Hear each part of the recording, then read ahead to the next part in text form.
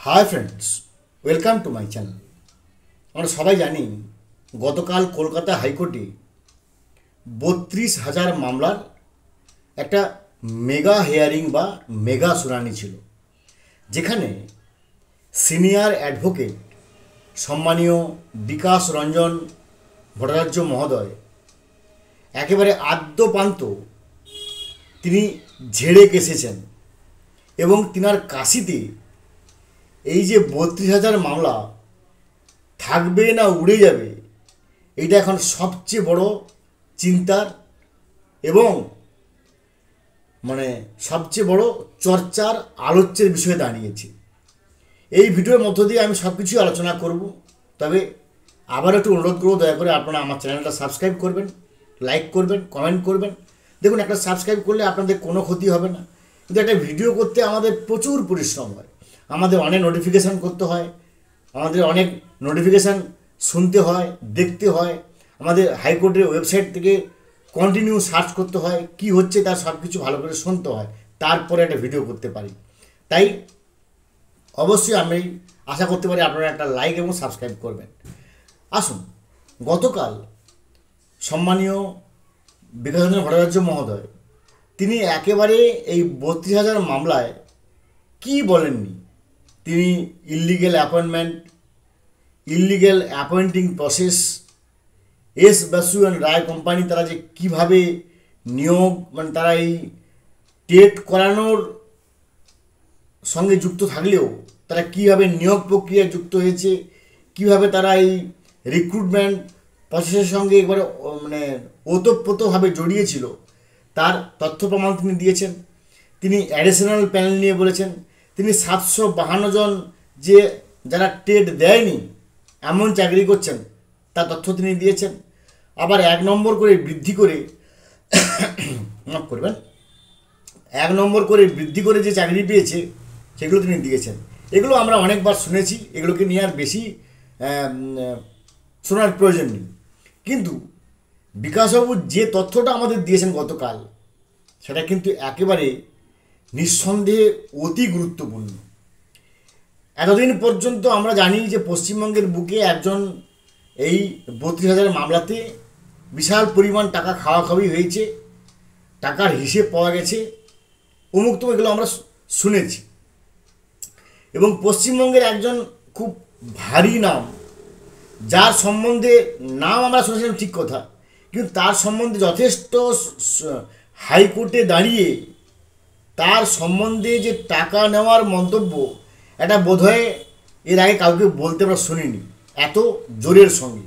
আসুন তিনি কি বলেছেন, এই যে বিকাশবাবু কি বলেছেন আগে আমরা শুনে নিই, তারপরে বিচারক কি বলেছেন আমরা শুনে নেব, এর পরবর্তী হিয়ারিং ডেট কবে আমরা শুনে নেব, এবং এর পরবর্তী হিয়ারিংয়ের ডেটের সময় পর্ষদকে কি কি ভাগ দিয়েছে বিচারকরা সেটাও আমরা শুনে নেব। প্রথমে আসি যে বিকাশবাবু কালকে কীভাবে ফান্ডা ফুটেছেন। তিনি একবারে তার বক্তব্যের আমি কিছুটা অংশ তুলে ধরছি। তিনি বলছেন, accused Sujay Krishna Bhadra was heard saying that Abhishek had demanded 15 crores। এটা আমি বলছি না, এটা সিনিয়র অ্যাডভোকেট বিকাশ রঞ্জন ভট্টাচার্য মহোদয় হাইকোর্টে দাঁড়িয়ে একেবারে পরিষ্কারভাবে জাস্টিস তপব্রত চক্রবর্তী এবং জাস্টিস ঋতব্রত কুমার মিত্রের ডিভিশনাল বেঞ্চে একেবারে দাঁড়িয়ে তিনি বলছেন যে সুজয় কৃষ্ণ ভদ্রকে অভিষেক ব্যানার্জি ডিমান্ড করেছিলেন 15 কোটি টাকা from the illegal appointment already done, যে টাকাটা অলরেডি দেওয়া হয়ে গেছে। When Sujoy express his inability, যখন অলরেডি সুজয় কৃষ্ণ বললো যে আর আমি পারছি না, এই টাকাটা দিতে পারবো না, to collect more money since the candidates has paid 6.5 lakh each, অর্থাৎ প্রত্যেকটা ক্যান্ডিডেট 6.5 লক্ষ টাকা করে দিয়েছে, তাই 15 কোটি টাকা আর আমি তুলতে পারছি না, এটা আমার অপদার্থতা। এটা কে বলছেন? এটা বলছেন সুজয় কৃষ্ণ ভদ্র, ফোনে বলছেন অভিষেক বন্দ্যোপাধ্যায়কে, যে কথাটা বিকাশবাবু বলছেন। আচ্ছা, each and Abhishek Banerjee told Sujoy to stop the appointment, অর্থাৎ যার সহজ বাংলা তর্জমা হচ্ছে যে অভিষেক বন্দ্যোপাধ্যায় সুজয় কৃষ্ণ ভদ্রকে চেয়েছিলেন 15 কোটি টাকা কিন্তু সুজয় কৃষ্ণ ভদ্র বললেন যে যেহেতু প্রত্যেকে 6.5 লক্ষ টাকা করে দিয়েছে, তাই আমি ইনএবিলিটি, আমি আর টাকা তুলতে পারছি না, তখন নাকি তাকে অর্ডার দেওয়া হলো তাহলে অ্যাপয়েন্টমেন্ট বন্ধ করে দাও।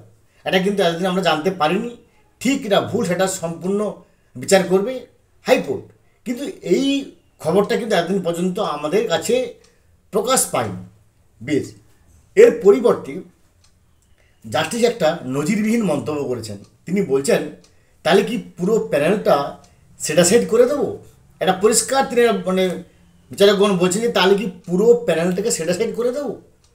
এবং তারপরে উত্তেজিত, এক প্রকার উত্তেজিত হয়ে বিচারকদ্বয় তেনারা কী করলেন না, আগামী 6ই নভেম্বর 2025 ডেট ফিক্সড করলেন এই মামলার। এবং শুধু ডেট ফিক্সড করলেন না, তিনারা পর্ষদকে, এই প্রাথমিক শিক্ষা পর্ষদকে 3টি প্রশ্ন চাপিয়ে দিলেন যে এই 3টি প্রশ্নের উত্তর 6ই নভেম্বর 2025 আপনারা হলফনামা আকারে, এফিডেভিটের আকারে জমা দেবেন। অর্থাৎ প্রথম প্রশ্ন কি না, প্রথম প্রশ্ন করা হলো যে আপনারা যে বারবার বলছেন সিঙ্গেল বেঞ্চের জাস্টিস যে গাঙ্গুলি সাহেব তিনি ভুল করেছেন, তিনি কি ভুল করেছেন সেটা পর্ষদকে, কারণ এতদিন পর্যন্ত সিনিয়র অ্যাডভোকেট অনেকে বলেছেন, কিন্তু এবার পর্ষদকেই লিখিত আকারে জানিয়ে দিতে হবে, লিখিত আকারে প্রকাশ করতে হবে যে এক্স জাস্টিস গাঙ্গুলি সাহেব কী অন্যায় করেছেন, কী ভুল করেছেন, সেটা লিখে দেখাতে হবে। প্রথম 6ই নভেম্বর 2025 এফিডেভিট নেবেন। দ্বিতীয় প্রশ্ন করেছেন পুরুলিয়া, দক্ষিণ 24 পরগনার যোগ্যরা চাকরি পায়নি কিন্তু অযোগ্যরা চাকরি পেয়েছে, এরকম যে একটা মন্তব্য ভেসে আসছে, যে নানা রকম অভিযোগ আসছে, সেই অভিযোগ ঠিক না ভুল, ঠিক হলে কেন ঠিক, ভুল হলে কেন ভুল, তার যথাবিহিত হলফনামা আকারে জমা দিতে হবে হাইকোর্টের কাছে আগামী 6ই নভেম্বর 2025 মধ্যে।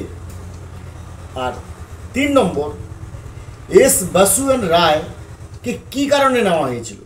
এস বাসুয়ান রায়কে পর্ষদের মতে যে শুধুমাত্র টেটটা, যে to help conducting the TET, অর্থাৎ এই যে শুধুমাত্র টেট পরীক্ষা কন্ডাক্ট করার জন্য এস বাসুয়ান রায়কে নেওয়া হয়েছিল, নাকি নিয়োগের ক্ষেত্রেও নেওয়া হয়েছে, সিলেকশন টেস্টেও নেওয়া হয়েছিল।